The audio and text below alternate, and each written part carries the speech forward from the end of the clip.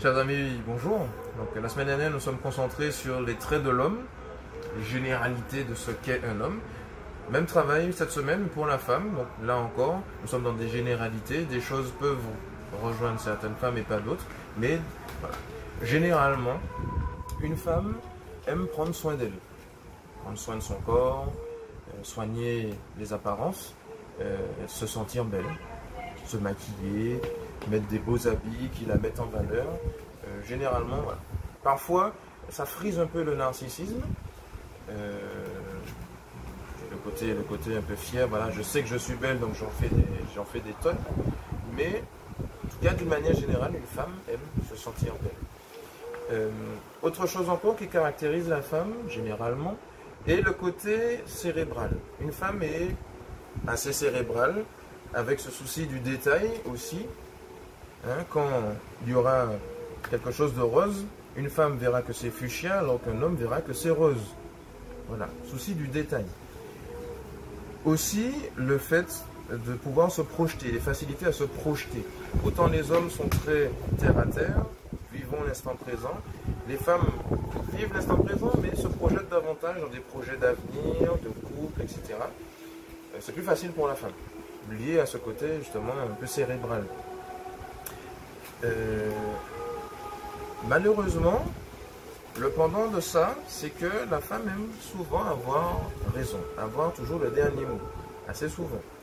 Avec parfois, alors, sans vouloir choquer personne, ce côté un peu mesquin parfois, qui fait que dans certaines situations, en couple disons, une femme sait qu'un homme a fait une erreur.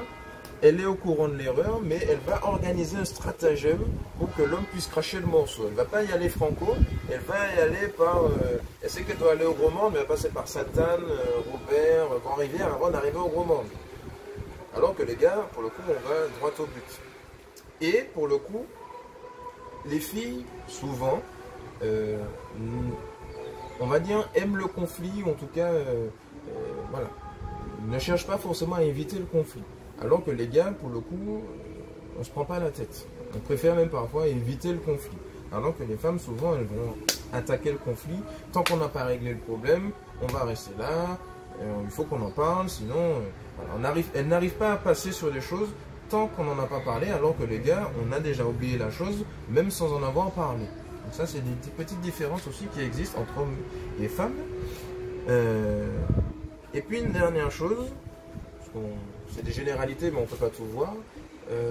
Par rapport à la vie spirituelle d'une femme, généralement les femmes auront une facilité plus prononcée à prier, à se rapprocher de Dieu, alors qu'un homme est donc plus dans les actes, dans le concret. Une femme facilement va se mettre à prier le chapelet, toujours lié à ce côté un peu cérébral de la femme, alors que l'homme, lui, aura plus de mal à prier, à faire un chapelet, à passer des heures en prière, alors que pour une femme, c'est quelque chose qui est souvent assez facile.